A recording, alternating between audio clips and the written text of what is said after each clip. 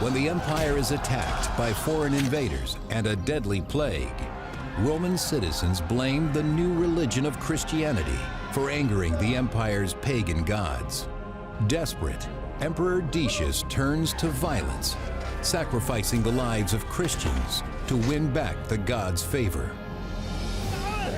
Now, threatened by barbarian attacks on all fronts, the people of Rome live in constant fear. As the crisis deepens, insurgents seize control, dividing the empire against itself, until a new ruler emerges. His name is Aurelian, and he unifies the fractured empire using its greatest reservoir of strength, the army.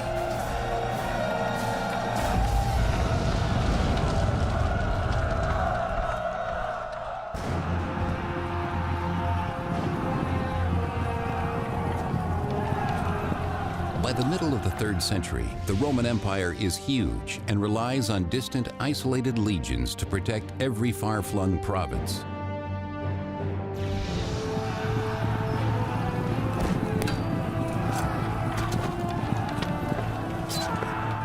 The troops at this point were forced into a situation where they often had to rely on self-help.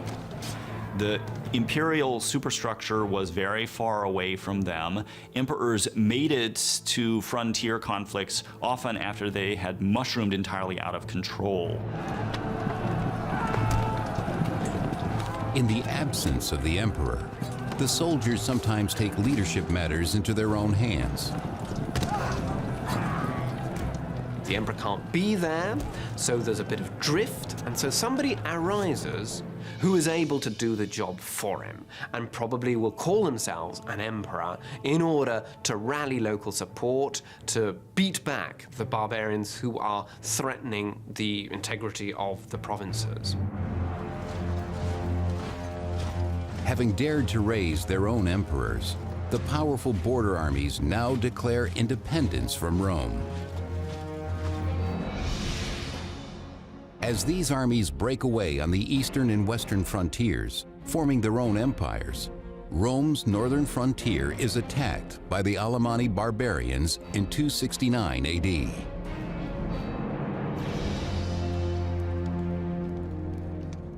In his palace in Rome, the true Roman emperor, Claudius II, is troubled by this devastating assault on Roman soil.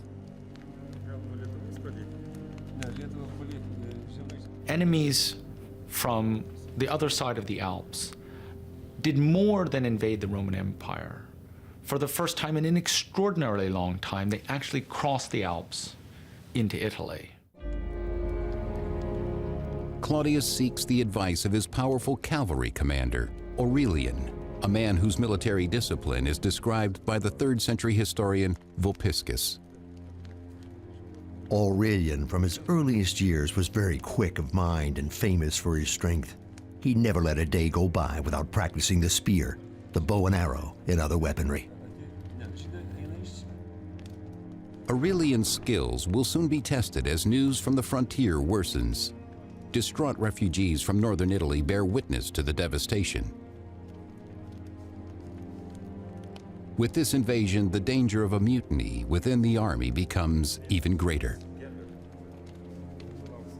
If barbarian people threatened to invade, then the local people would simply proclaim emperor whoever happened to be the military commander in the region at the time. In order to keep the northern frontier from breaking away as well, Claudius must act quickly to stop the encroaching Alemanni forces.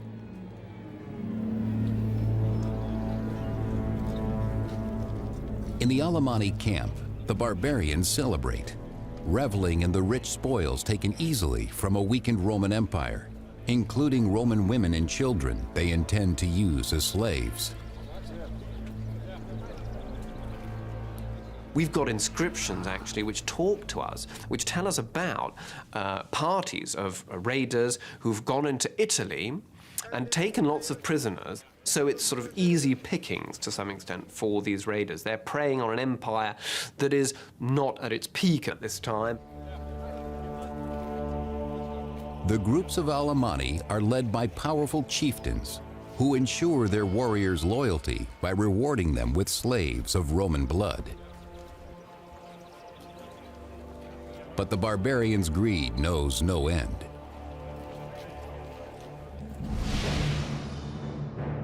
Emperor Claudius is forced to march his army from Rome, meeting the Alemanni warriors at Lake Garda in northern Italy.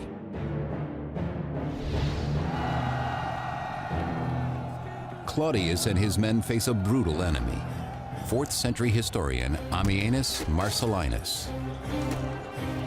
Rushing forward with more haste than caution, they threw themselves on our squadrons of horse with horrible grinding of teeth and more than their usual fury.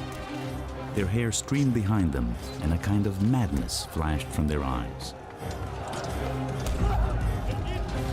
Emperor Claudius is also severely outnumbered, but he has a secret weapon at his side, the powerful cavalry commander Aurelian.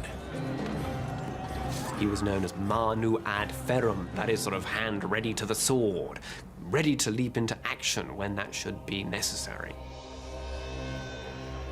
True to his name, Aurelian helps Claudius beat back the Alemanni, killing half their force and driving the rest back over the Alps.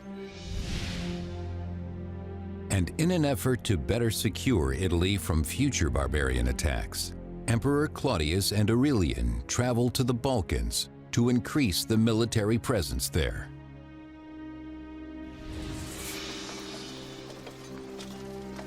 But while on campaign, Emperor Claudius contracts the plague.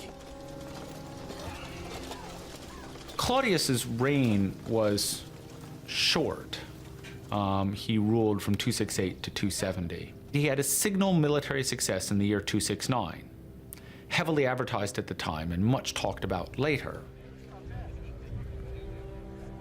But this success, the defeat of the Alemanni, is not enough to restore the empire.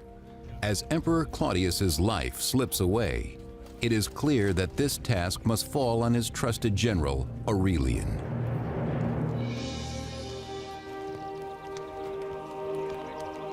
He is declared emperor by his troops. Aurelian repays them by sacrificing to the god of soldiers, Sol Invictus, the unconquered sun, a deity now emerging as the god of victory within the army. Whatever gives you the victory, whatever it is that's going to be beneficial, that's the wagon, as it were, you hitch your star to. A man of low birth, Aurelian now rises to the highest position in the empire because of his military brilliance, like many great generals before him. You can't be a civilian emperor by the middle of the 3rd century. You have to lead troops in battle. There's always some place where you've got to go and fight. Aurelian will need the loyalty of the soldiers and the strength of their god as he faces a familiar enemy. In 271 AD, the bloodthirsty Alemanni return, ravaging northern Italy and making it as far as Piacenza. Aurelian and his army race west to cut off the barbarians, sending ahead an offer to negotiate.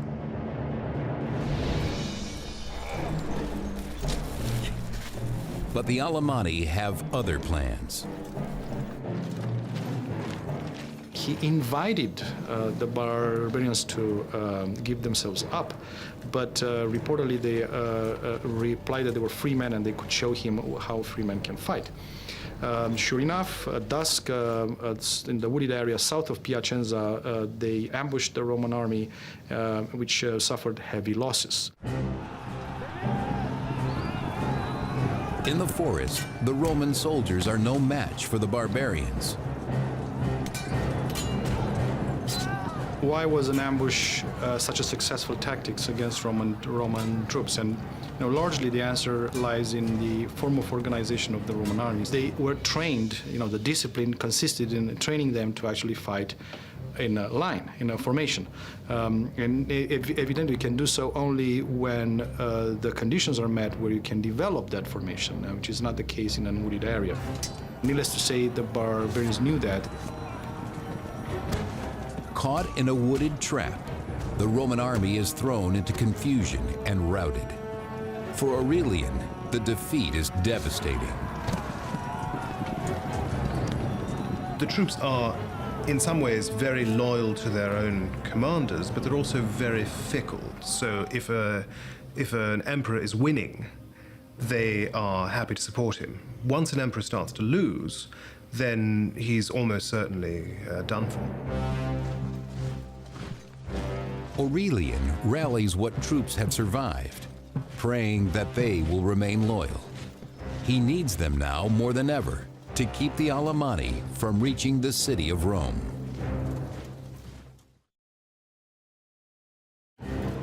When Rome's frontier armies break away from the rest of the empire, Emperor Aurelian's legions are left helpless against the fierce Alemanni barbarians now heading into the heart of Italy.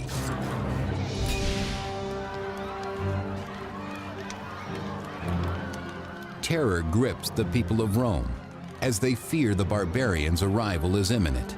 Desperate, many flee the city.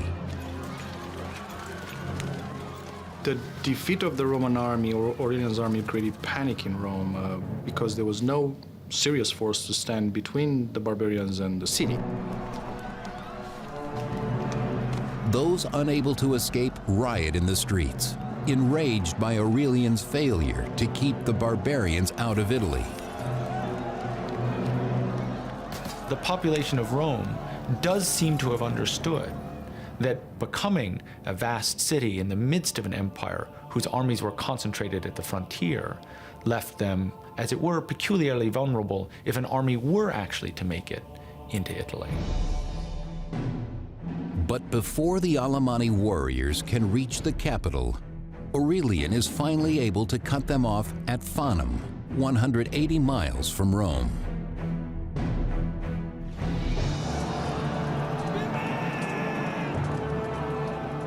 After his recent defeat, Aurelian must win back his army's loyalty with nothing less than absolute victory.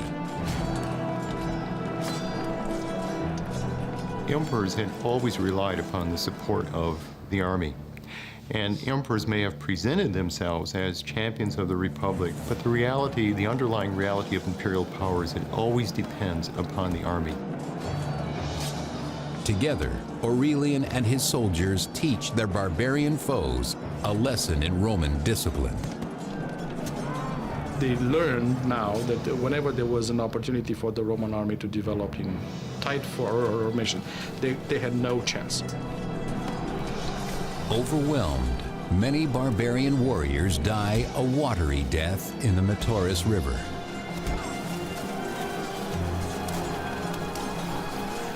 Aurelian's victory drives the Alemanni from Italy at last.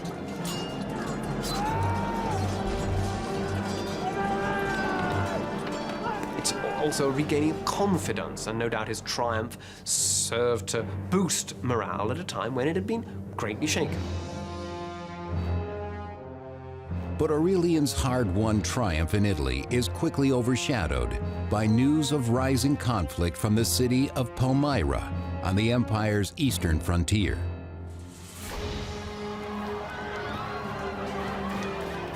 For more than 10 years, beginning well before Aurelian's reign, foreign invaders struck hard against Rome's eastern provinces, including Palmyra, threatening to break through the weakening border.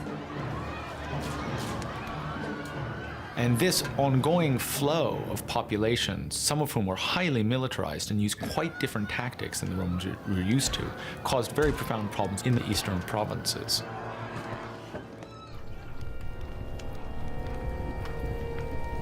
On the edges of the Syrian desert, far from the protection of Rome, the people of Palmyra have faced the devastation of their army alone. these opponents, they also are taking advantage of the absence of the emperor to take over, to roll back the frontiers, which they do successfully, and to extort payments from the Romans.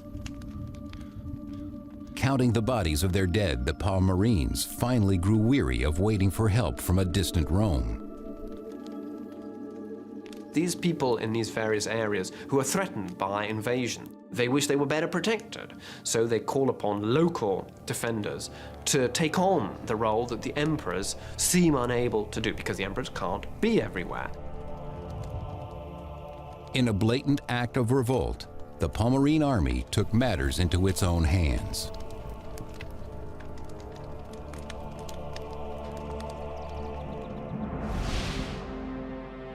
As a result, for the past decade, the eastern provinces have called themselves the Palmyrene Empire, breaking away from Rome. Now they make a direct threat against Emperor Aurelian by taking the fertile Roman land of Egypt.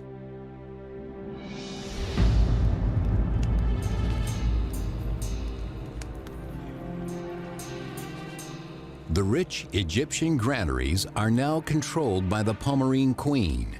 Her name is Zenobia. We're fascinated by this figure of a woman of the East wielding such control, perhaps a latter-day Cleopatra type. And incidentally, I mean, she did try to associate herself with Cleopatra. When they took over Egypt, she sought to sort of establish a connection in order to reconcile the Egyptians to her rule. With Egypt under her thumb, Zenobia basks in her power, ordering the granaries to stop shipments of grain to Rome, cutting off one of the empire's main sources of food. Italy was, of course, the affective heart of the empire. It was where the empire began. But Africa and Egypt had long been the breadbasket of the empire. That's where the agricultural wealth was concentrated. Queen Zenobia, with her loyal general Zubdus at her side, now holds the empire's grain hostage, sending a clear message to Rome that the Palmyrenes are powerless no more.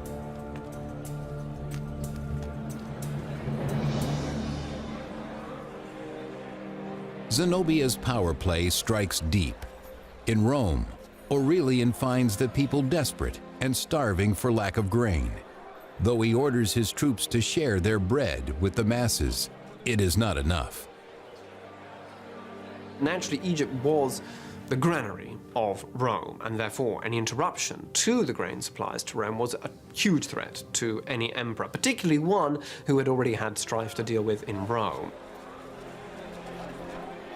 The threat of famine leaves Romans restless and angry. Having lost territory to the armies of the East and West, the empire now faces rebellion in Rome itself.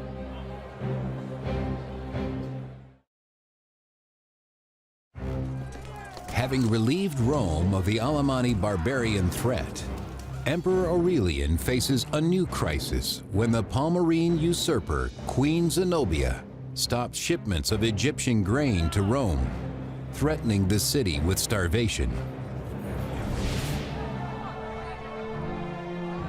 Soon the Romans turn against their Emperor Aurelian. The violence, by the way, that these rebellions sparked was on a level not seen since Republican times. Aurelian has no choice but to unleash his own savage warriors against the insurgents. You're fighting in Rome itself, you know, and this is civil war. This is something the Romans also fear because they know how divisive it can be and how devastating it can be. Unaccustomed to battling inside a city, Aurelian soldiers struggle. Though virtually unbeatable on open battlefield, the Roman army once again shows its weakness when tight formation cannot be maintained.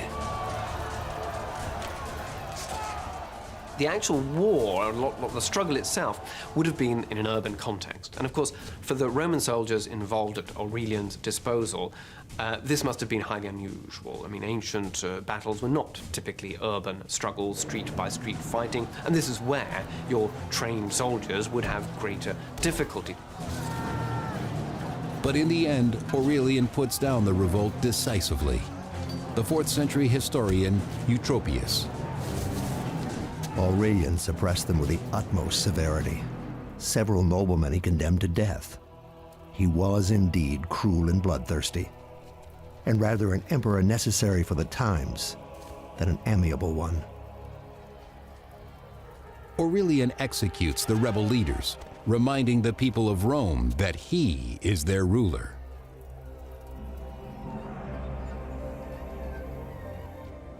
The emperor has crushed the resistance. He now rebuilds the city walls against external forces. Rome will be strong and safe in his hands. In the aftermath of the military crisis in northern Italy, at the start of his reign, the Emperor Aurelian provided that the city of Rome should be outfitted with a new set of walls. This was the first significant, really significant new set of walls built for the city of Rome since nearly 1,000 years before. Aurelian now turns to the crisis of the Palmyrene Empire. He must secure his grain supply in order to avoid famine in Rome.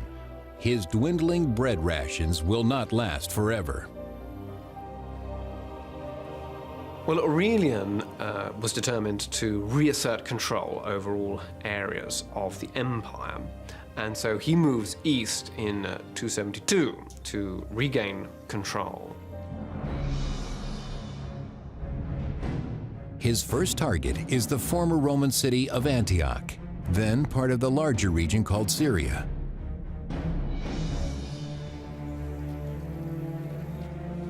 Antioch is a bustling city, invaluable to Rome as a wealthy center of trade.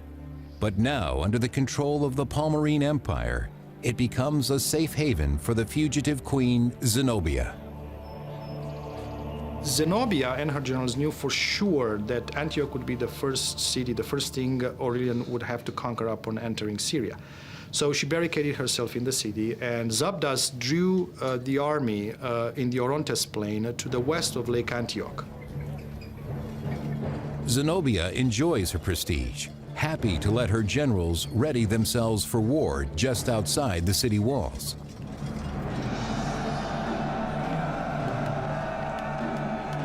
There, Zenobia's general Zabdas meets Aurelian's army on the battlefield.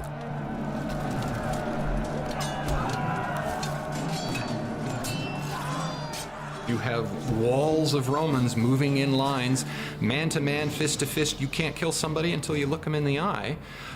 You've got arms getting cut off, hands getting cut off, damage to the neck, to the face. But as his infantrymen fall prey to the swords of the Palmyrenes, Aurelian knows his only chance is to outmaneuver General Zabdas. It is during this battle that Aurelian instructed his highly disciplined light cavalry to perform what later came to be known as the feigned retreat stratagem. Aurelian's light cavalry pretends to flee, tricking the Palmyrenes into giving chase, leaving the protection of the main lines behind them. At which point the Roman cavalry turned back and cut them to pieces. In any case, indeed, the Palmyrene cavalry was destroyed, and the road was open to Antioch. General Zabdas orders the surviving Palmyrene troops to retreat. Zenobia and her generals head toward Palmyra. Aurelian gives chase, determined to catch the queen before she reaches her home city.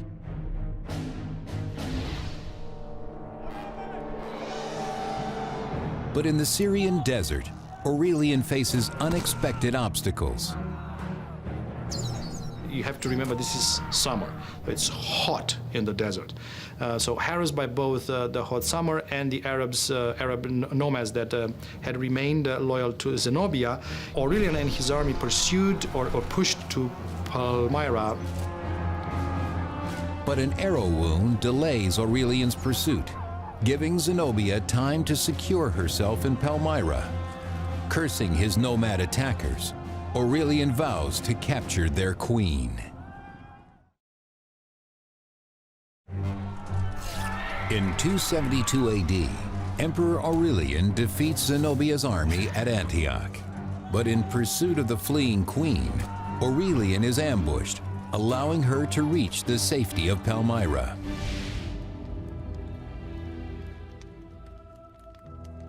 Now ordered to surrender by Aurelian, who has besieged the city, Zenobia writes him a scathing rebuke in the spirit of her model, Cleopatra. Whatever must be accomplished in matters of war must be done by valor alone. You demand my surrender as though you were not aware that Cleopatra preferred to die a queen rather than remain alive, however high her rank. Despite her bravado, the proud queen knows she is not safe for long in the city. She quickly packs for travel.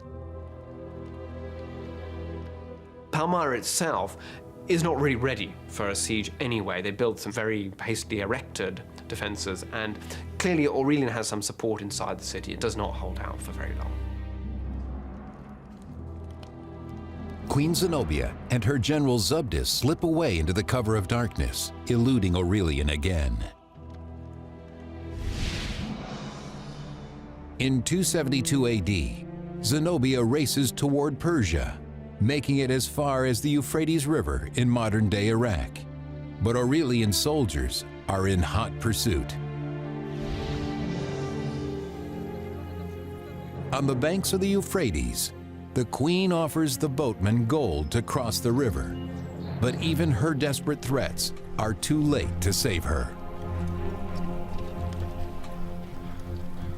She was intercepted and captured by the Roman cavalry.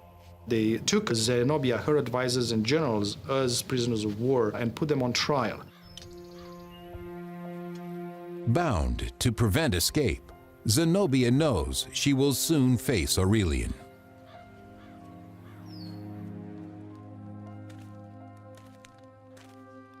Having won back the throne of Palmyra, Aurelian finally confronts the rebel Zenobia, a woman whose boldness he can't help but admire.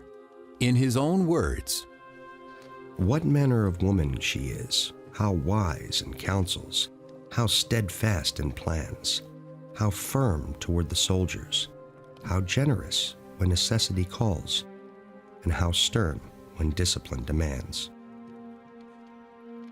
But facing likely execution, Zenobia's courage begins to wane. Zenobia pleaded that she had been led astray by bad advice, on which account her advisor was put to death, and so was the general Zubdus. Aurelian has a different fate in mind for the beautiful queen once they reach Rome.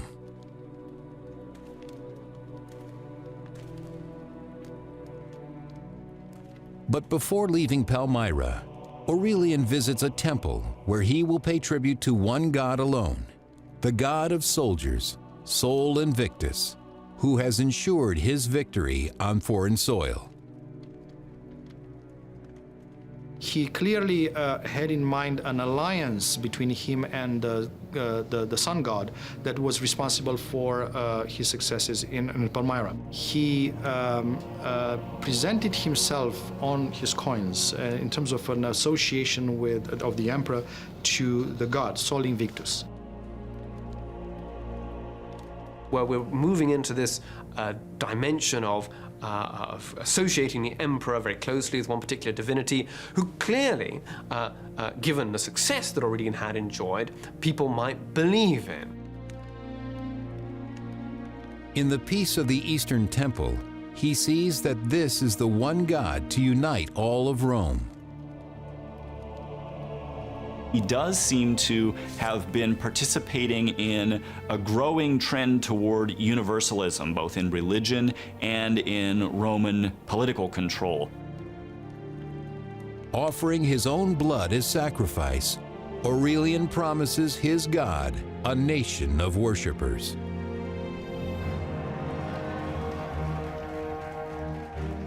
Having taken back the East and restored Rome's ration of free bread, Aurelian is welcomed back to Rome, a hero. It may have signaled to the Romans an end to what had been nearly a half-century of sequence of military catastrophe, followed by recovery, followed by catastrophe, followed by illusory recovery again. Aurelian has another purpose in Rome. He will use the riches taken from the East to establish the soldier's god, Sol Invictus, as the single deity of the empire.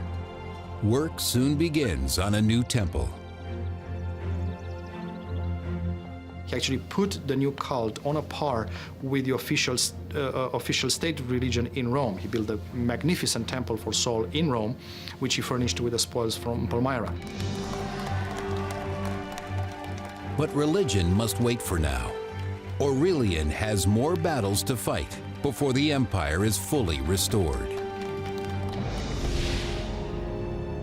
To the north, the Roman territories of Gaul and Britain have fallen under the unlawful rule of a mutinous Roman army that calls their dominion the Gallic Empire.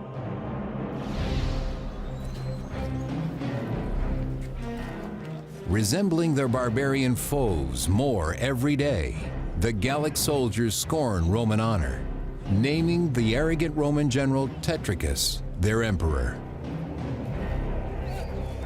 You have armies popping up all over the place, proclaiming their general's emperor, and then they have to fight, and whoever wins is the one who ends up being the legitimate emperor in the end.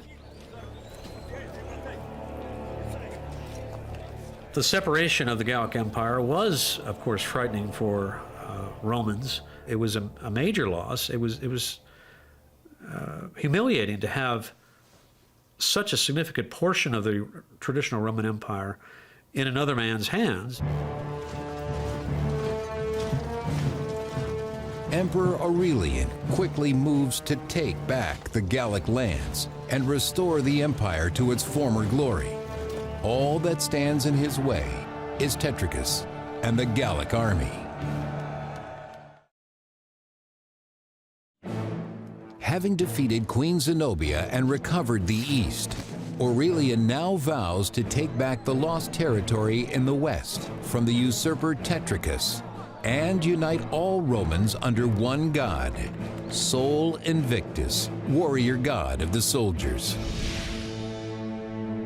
In 274 AD, the mutinous Gallic Empire encompasses both Gaul and Britain.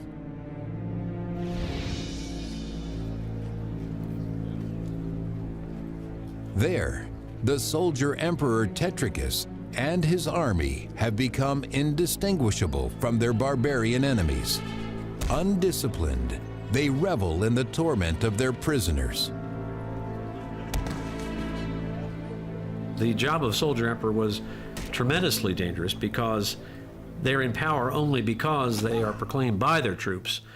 But it's a very difficult thing once in power to maintain that, because you have to avoid internal conflicts with other potential generals who see themselves as possible emperors.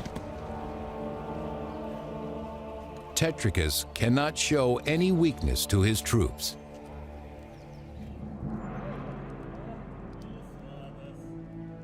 But in the privacy of his palace, Tetricus consults his advisors, trying to determine where his next rival will come from.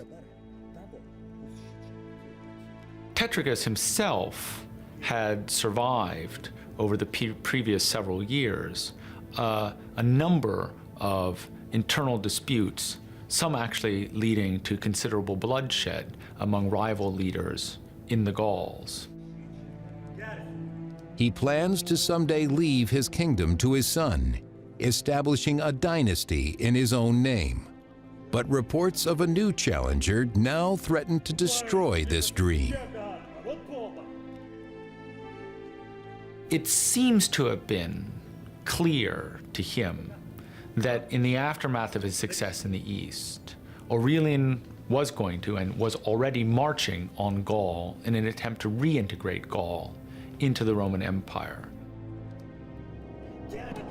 With news of Aurelian's approach, the volatile Tetricus blames his advisors, lashing out at everyone around him. In 274 AD, Aurelian marches to Chalons, Gaul, in modern-day France, to face Tetricus and win back the western territories for Rome.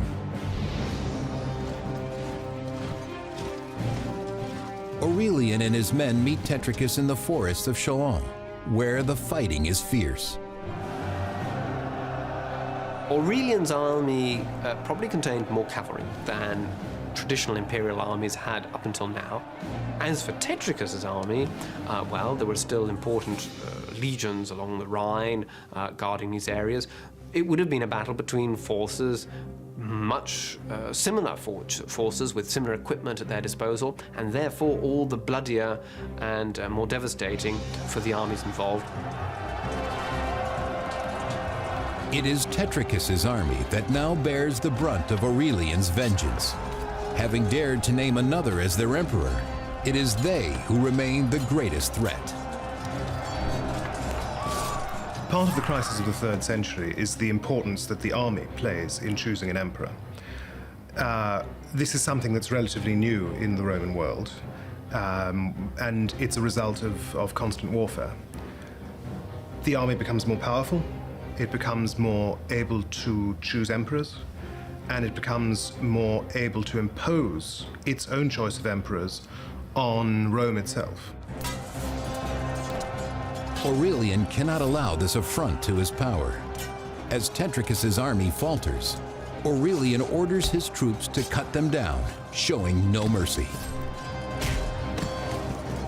Some sources claim that Tetricus realized the game was up even before the battle, but it looks as though he did fight it out to the end, and it was, in the end, Aurelian who gained the victory.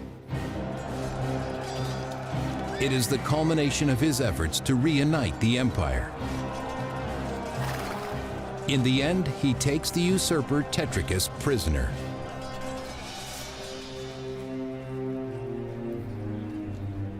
And as with Queen Zenobia of Palmyra, Emperor Aurelian spares Tetricus's life.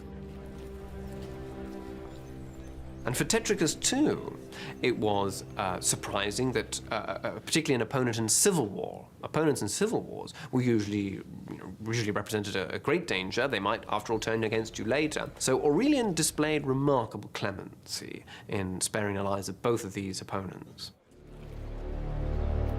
Tetricus's Gallic army is not so lucky, for it is they who have raised a rival emperor in the West, and now they will pay the ultimate price for their treason.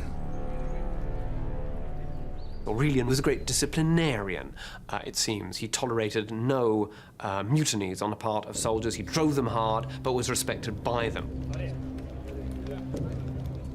To maintain his own soldiers' respect, Aurelian knows his punishment of the captured Gallic soldiers must be brutal and complete. Not one is spared. Aurelian was both a successful military commander and in some respects, as perhaps one had to be, a fairly savage one. And yet, his treatment of Tetricus was remarkably generous. It is in this generous spirit that Aurelian returns victorious to Rome.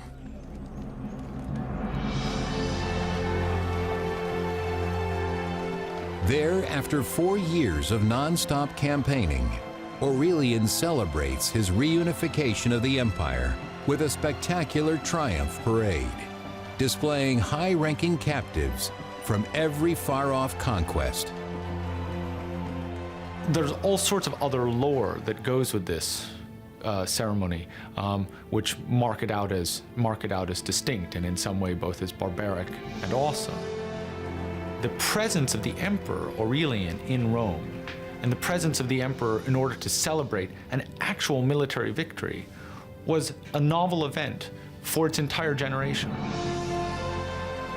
The defeated usurpers Zenobia and Tetricus are paraded as well, evidence of Aurelian's successes in the east and west. It was a humiliating spectacle to be paraded through Rome as a captured enemy leader. It implied, as it were, that probably you lacked the courage to have died in battle. Humiliated though they may be, Zenobia and Tetricus and the other captives are allowed to live by the generous Emperor Aurelian. He also shows his generosity to the people of Rome. Aurelian himself distributed largely the bread, the pork meat, but also, we are told, white tunics of Egyptian and African cloth. So it was clearly a very generous display of force there.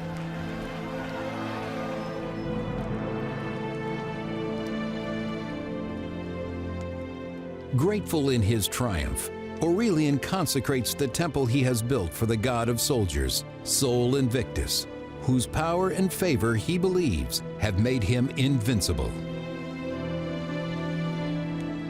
Many scholars believe simply that this was trying to enforce conformity among the peoples of the empire for political purposes and also for religious purposes, and those two things are not that easily separated in the mind of a Roman. Aurelian decrees this day, December 25th, will be celebrated each year as the birthday of Sol Invictus. Later emperors, also seeking to unite Rome with religion, will adopt this date for the birth of Jesus Christ. Even now, over 1,700 years later, this once pagan holiday is celebrated as Christmas around the world.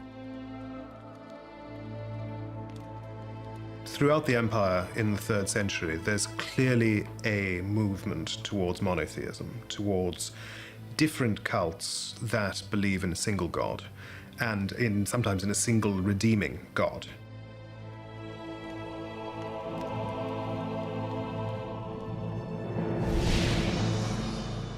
The United Roman Empire now stretches from Palmyra to Britain, but in 275 AD, barbarians again wreak havoc in the east. Aurelian marches his army to Thrace to prepare for battle.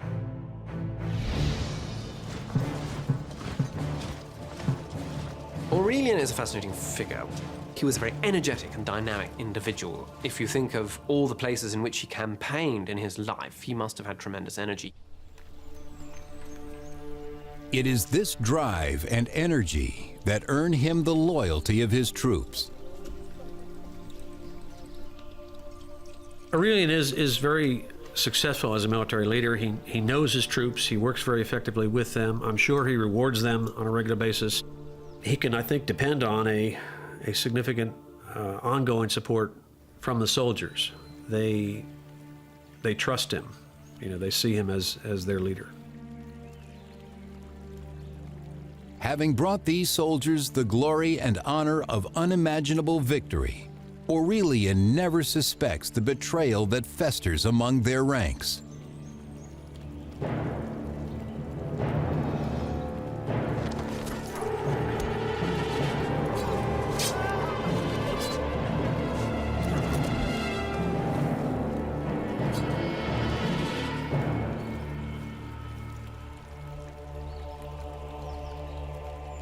The assassination of Aurelian is again one of these things that's very difficult to explain, particularly at a time when he's been so successful militarily, when the troops should feel satisfied with that success and with their rewards.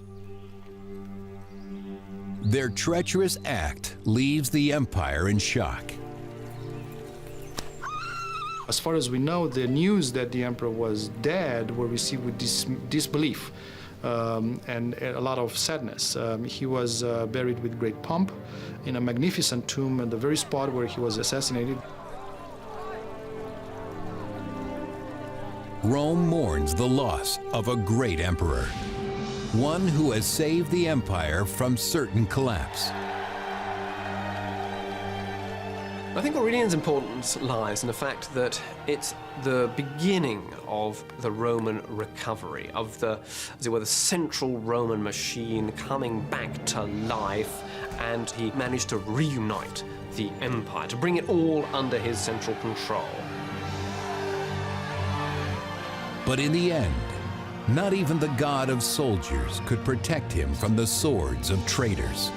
And the empire he had worked so hard to unite fragments again.